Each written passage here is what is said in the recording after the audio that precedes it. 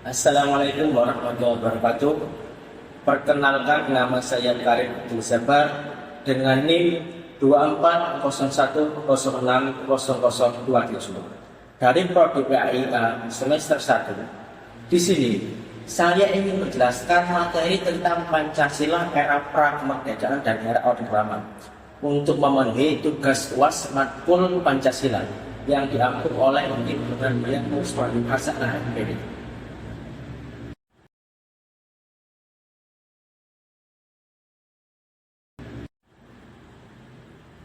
Yang pertama, Pancasila era pra-kemerdekaan. Sejarah lahirnya Pancasila dimulai ketika Jepang kalah dalam Perang Pasifik pada tahun 1945.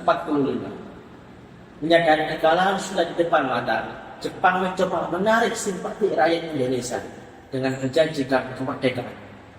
Dari sinilah awal terbentuknya BPUPKI yang artinya Badan Penyelidik Usaha Persiapan Kemerdekaan Indonesia atau yang dikenal dengan sebutan Dokuritsu Jumbi Kosakai.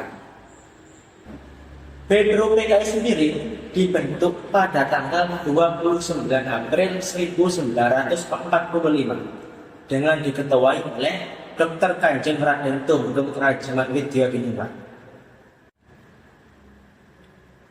Sidang pertama BPUPKI resmi dimulai pada tanggal 29 Mei sampai 1 Juni yang dihadiri oleh 76 orang anggota. Pada pembukaan sidang pertama, Dr. Rajaman Widya Diningrat menggelontorkan satu pertanyaan. Apa dasar negara kita dan mau dibentuk apa? Pada tanggal 29 Mei 1945, Muhammad Yanuh mengusulkan 5 rumusan dasar negara, yaitu peri kebangsaan, peri kemanusiaan, peri ketuhanan, peri kerakyatan, dan yang kelima kesejahteraan. Pada tanggal 30 Mei 1945, Dr. Supomo mengemukakan usulan dasar negara, yaitu persatuan, kekeluargaan, keseimbangan lahir batin, musyawarah, dan yang terakhir keadilan sosial. Pada tanggal 1 Juni 1945, Insinyur Soekarno mengusulkan 5 rumusan dasar negara. 5 rumusan dasar negara ini akan dikenal sebagai Pancasila. Yang pertama, nasionalisme atau dengan kata lain kebangsaan Indonesia.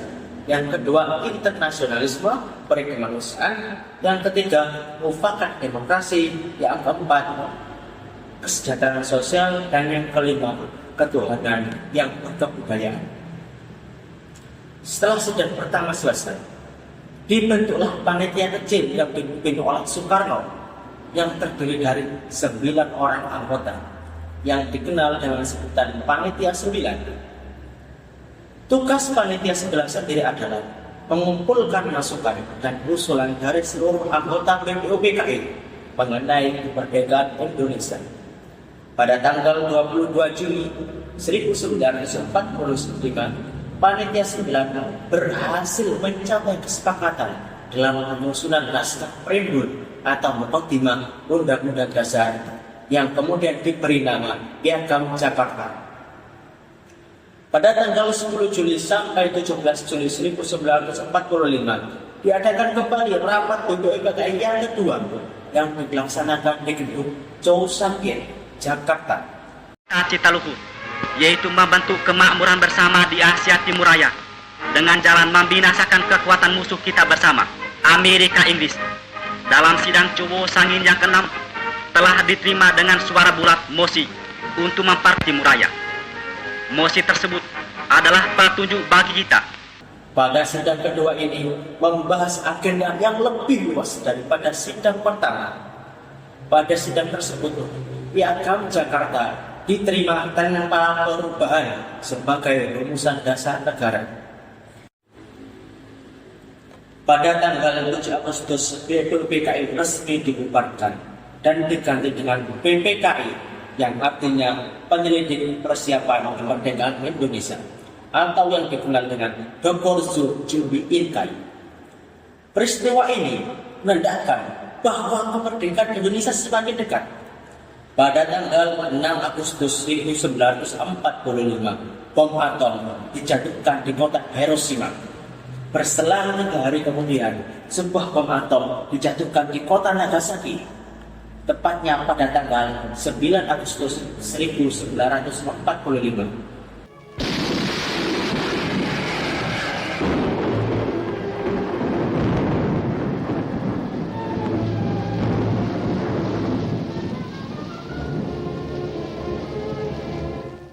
Akibat peristiwa tersebut, membuat Jepang mengalami krisis yang sangat besar, yang membuat Jepang terpaksa menyerah tanpa syarat terhadap sekutu pada tanggal 15 Agustus 1945. Berita ini kemudian diketahui oleh salah satu tokoh pemuda, yaitu Sultan Syahrir.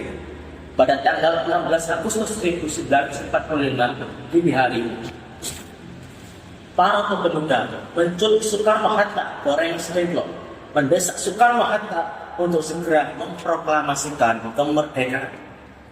Menurut mereka, seharusnya kemerdekaan harus murni dari rakyat Indonesia, tidak harus ada campur tangan pihak asing.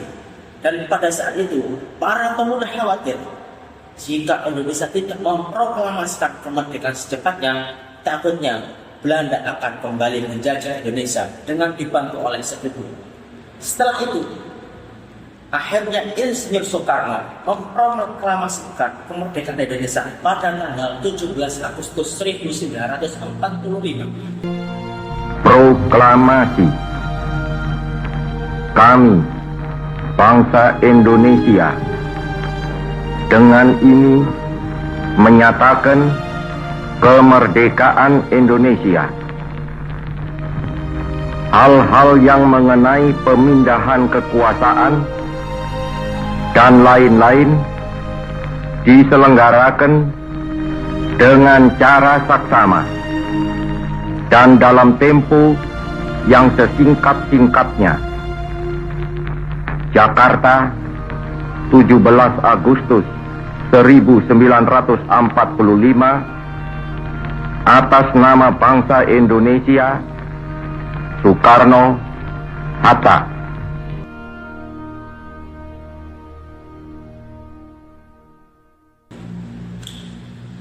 Berselang sehari dari peristiwa proklamasi, tepatnya tanggal 18 Agustus 1945, diadakan sidang pertama PPKI. Dalam sidang itu, banyak yang merasa keberatan tentang dasar negara yang tercantum dalam Piagam Jakarta pada sila pertama yang berbunyi ketuhanan dan kewajiban menjalankan syariat Islam bagi para pemeluknya.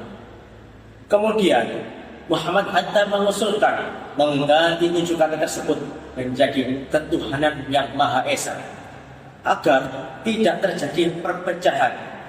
Usulan beliau pun diterima dan sekarang menjadi sila pertama dalam Pancasila. Kesimpulan yang dapat diambil adalah Pancasila sebagai dasar negara Indonesia lahir dari proses yang panjang yang melibatkan berbagai pemikiran dan perdebatan di kalangan tokoh bangsa. Dengan pengesahan 18 Agustus 1945, Pancasila menjadi landasan ideologis bagi negara Indonesia yang merdeka. Proses ini mencerminkan keinginan rakyat Indonesia untuk memiliki identitas dan prinsip yang dapat menyatukan keberagaman bangsa dalam satu kesatuan negara.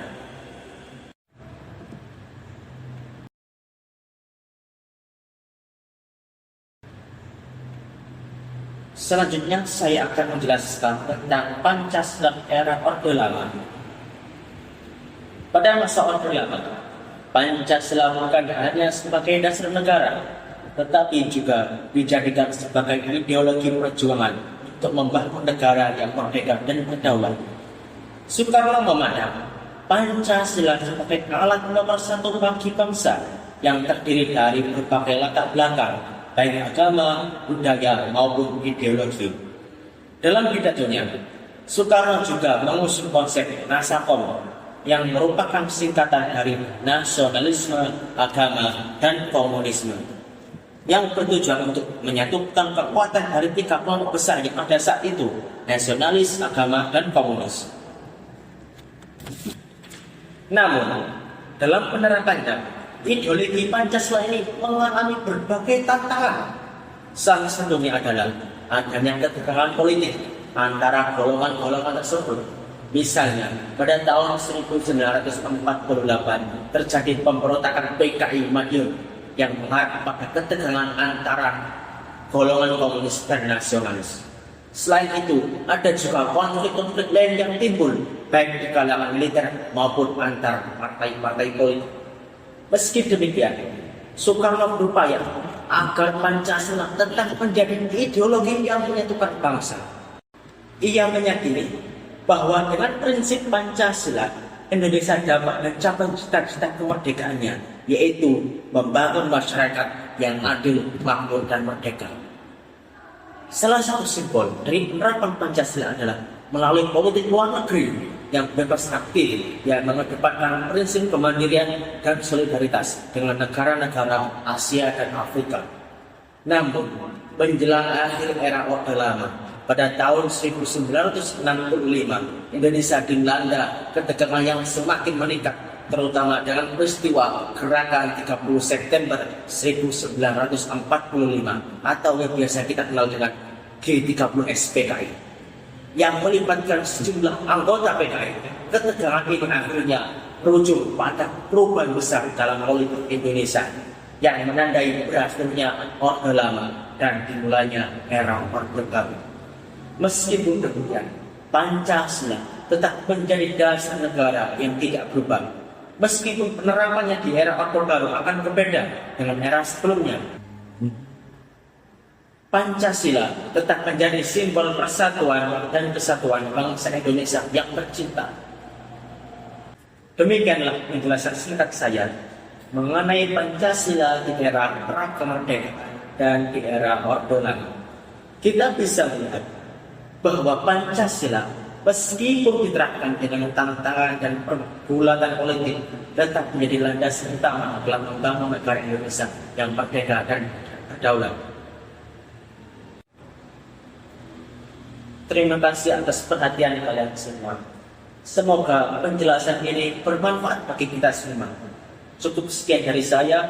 Mohon maaf yang sebesar-besarnya bila ada kekurangan kata atau kesalahan kata. Saya mengucapkan maaf yang sebesar-besarnya.